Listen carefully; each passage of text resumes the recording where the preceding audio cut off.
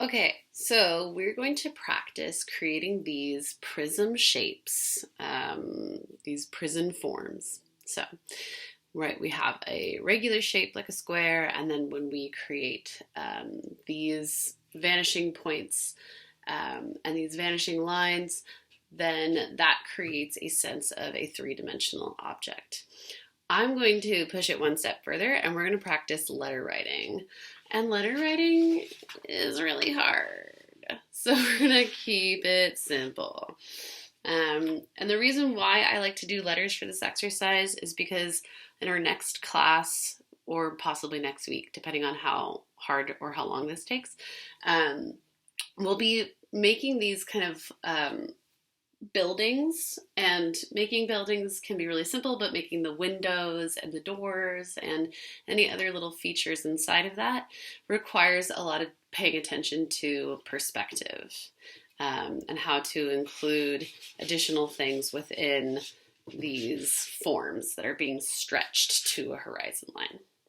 So I think letters is a really awesome way to practice this because it demands so much accuracy that you really have to slow down and pay really close attention. It's a lot harder to fudge. Okay, I've already drawn some out here. I know you can't see them, so I'm going to go ahead and try to make them more clear and outline them for you. There's just a couple things you want to take note of when you're making your letters, your vanishing letters. And I'll just start by quickly outlining what I would call the simplest one. And that would be this. I have a square here. I made my square. And I have my vanishing, my horizon, where the vanishing point is going to go. Doop. And I have my lines that connect way into the distance, connecting to that vanishing point. Right, and like I said earlier, the closer you get to that vanishing point, the more things start to get squeezed. Okay, now I'm going to create letters within this rectangular prism that we've created. And one thing that's smart to do is to create guidelines for where your letters are going to go.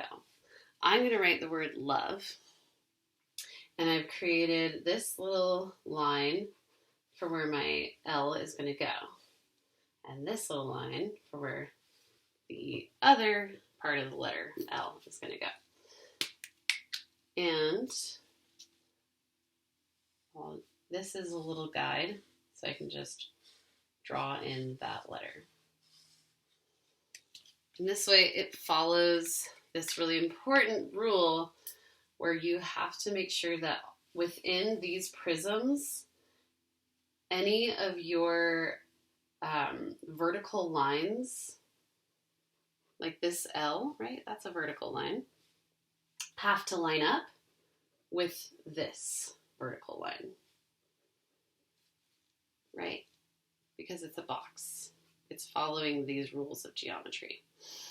And then this horizontal line and this horizontal line also have to follow those rules, but for the horizontal lines of your box. Okay? And they do, right? Because, and in this case, because our horizontal line is stretching toward the horizon, it's actually going to follow along with this line.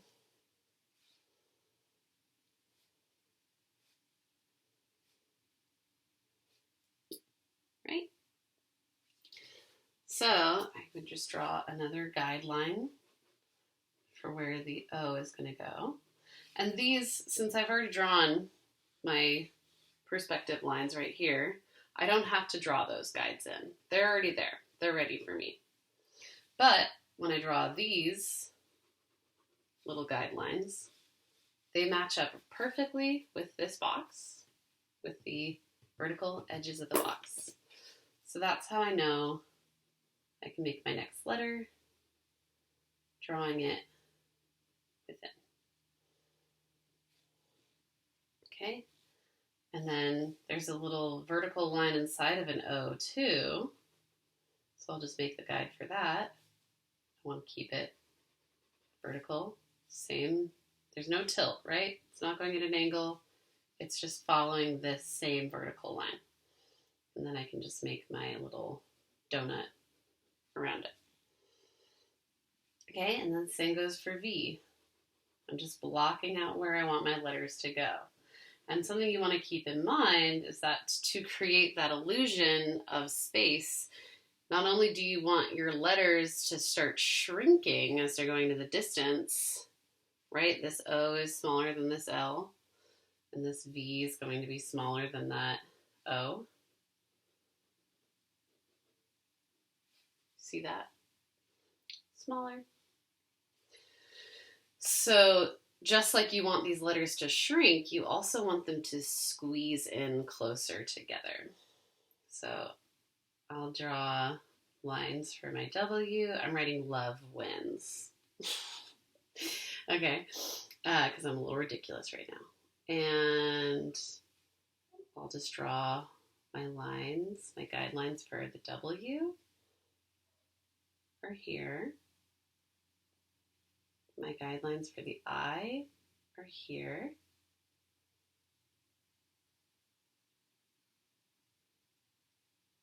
My guidelines for the N, I want to make sure it's pretty close to that I. Those are my guidelines for the N. And then my guidelines for the S, I'm going to make it pretty close to that. Like maybe coming right up against it, but giving it enough breathing room so that I know there's a space between these shapes that we call letters. Okay? And then my E. So E's are tricky because, right, they have a vertical line inside of them, and then they have horizontal lines inside of them. So you just want to try to obey that rule by giving yourself some guidelines. Okay, and don't worry, don't panic if this is like over your head or confusing or intimidating, because you can always take the intensity level down by just writing out the letters. Like, you don't have to do blocks. You could just write like that. As long as it's following the line toward the distance, then that's fine. Okay.